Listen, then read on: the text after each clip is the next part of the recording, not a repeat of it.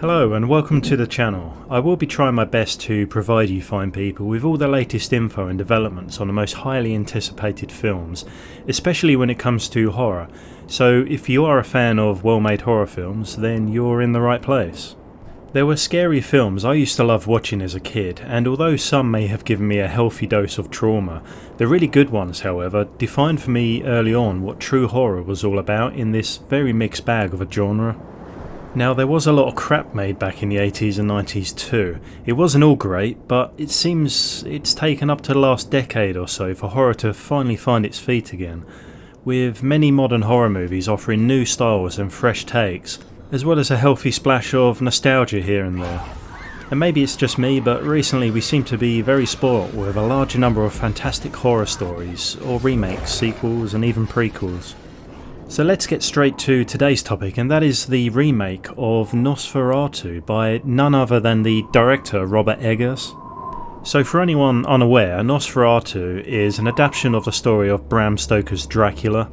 Set in the 1800s, it tells the tale of a man named Thomas Hutter who is sent to a castle in Germany to work for Count Orlok, aka Dracula, to basically assist him in purchasing more real estate. I don't want to give too many spoilers away for anyone that is looking forward to the film, but through a series of events, Thomas learns that his new employer is in fact a vampire. Ooh.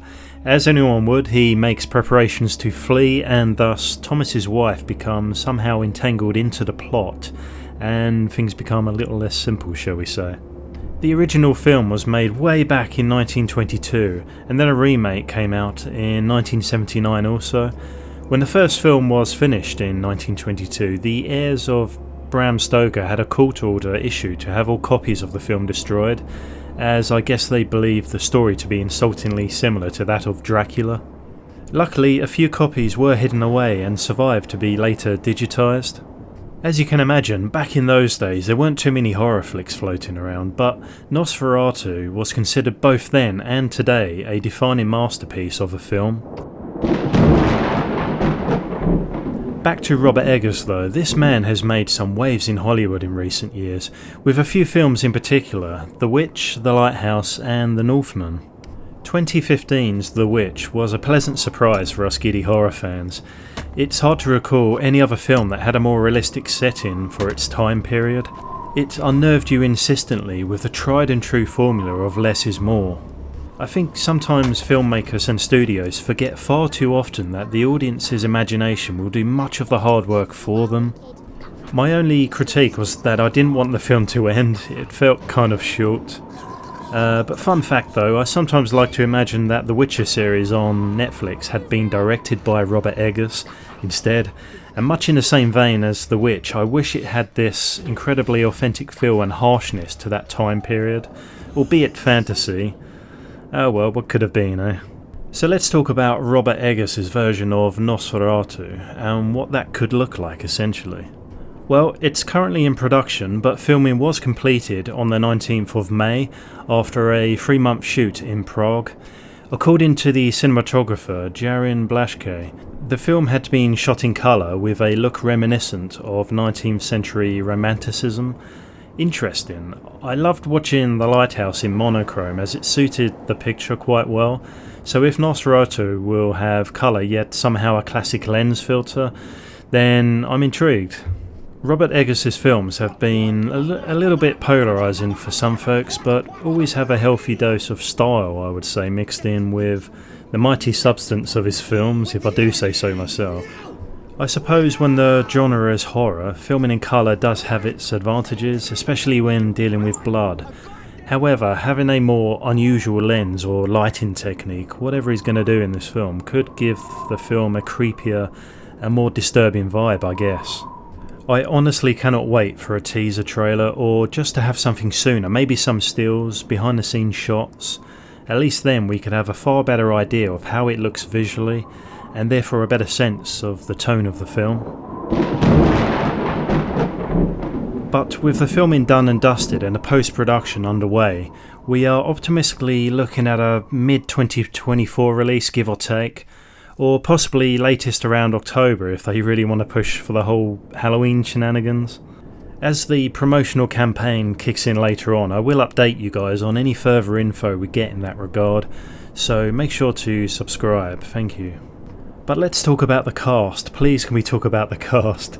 There are no weak links in this lineup. To start with, we have Thomas and Ellen Hutter, played by Nicholas Hoult and the beautiful Lily Rose Depp, daughter of Johnny Depp, if you didn't know that.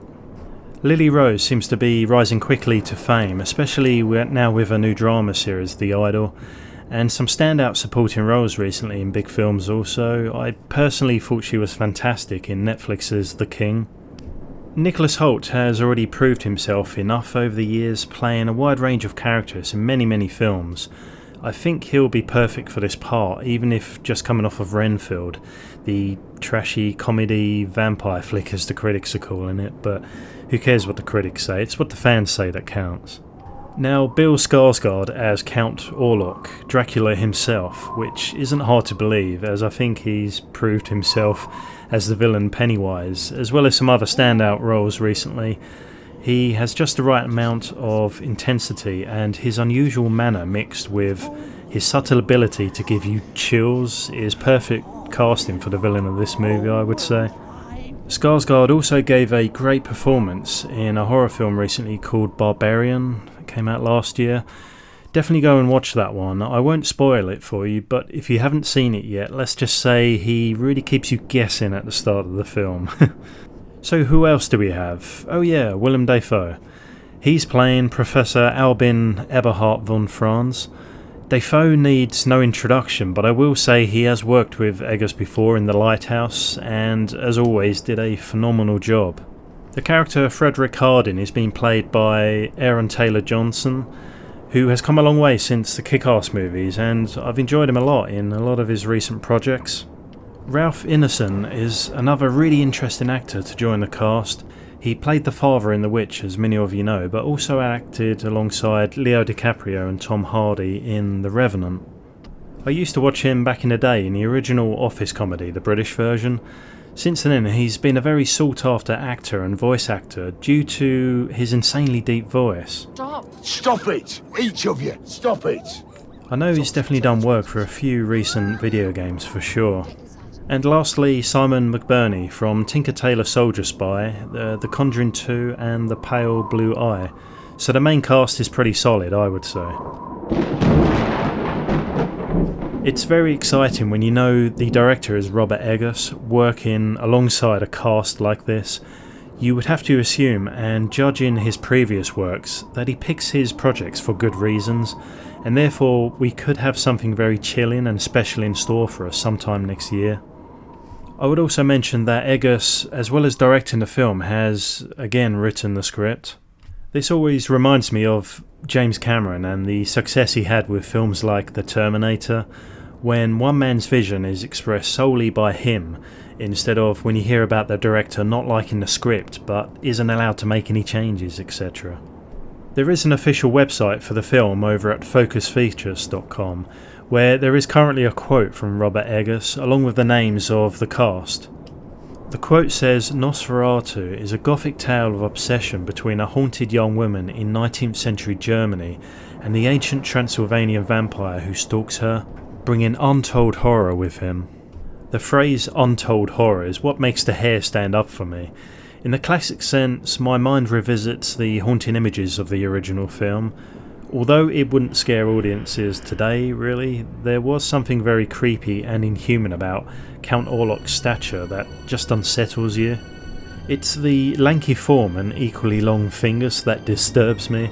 I wonder how far Eggers will deviate from the original monster. We have to assume he will, as opposed to just recreating the same look, and I do believe he has something quite well crafted lying in wait for us. I'm also very curious to see our first glimpse of Bill Skarsgard in makeup, both fully transformed into the Beast and also, his more disguised appearance for social events and such. Assuming that the vampire will take more than one form, that is, in the film, it does make sense for this to be the case, as the story goes that Thomas Hutter eventually discovers that Orlok is a vampire. I just wonder how disturbing Eggers will go with the actual vampire form. I've also got to say, one aspect of many horror films you see a lot these days, I don't like, is the psychedelic hallucinations our protagonists sometimes find themselves in. I find these dream sequences, they take me out of the film and break my immersion far too often. Many TV series are guilty of this, but it did also happen a fair bit in Eggers' previous film, The Northman. It was a great film, and not to offend anyone that loved it, but for some reason I do love to be kept in reality, if only to understand what's happening with more clarity and experience, the pace of things a little better. You can bet your boots he'll probably use this mechanic in Nosferatu, especially when we see the vampire haunt their victims' dreams, etc. But I don't mind too much if it's well executed and in small doses, that's fine. I also look forward to hearing what he does with the soundscape. Will there be long scenes without any music score for added tension? Some filmmakers have used this to great effect, and I find this to be particularly effective in horror pictures when done well.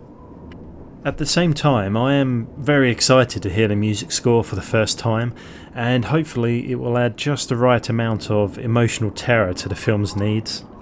I've always felt that music is about 80% of the emotion in any film. I think Spielberg demonstrated this well enough when he showed the audience E.T., but without the sound, and as you can imagine, it was very empty. For the life of me, I cannot find any information as to who is actually scoring the music for Nosferatu, but hopefully we'll know soon enough. So with all that said, I'm very much excited for this new movie by Robert Eggers, and I really hope it will be a cinema release before it starts streaming. This film doesn't need to be full of action to be cinematic. I remember watching The Witch in the cinema, and the feeling of dread just enveloping all my senses was quite powerful.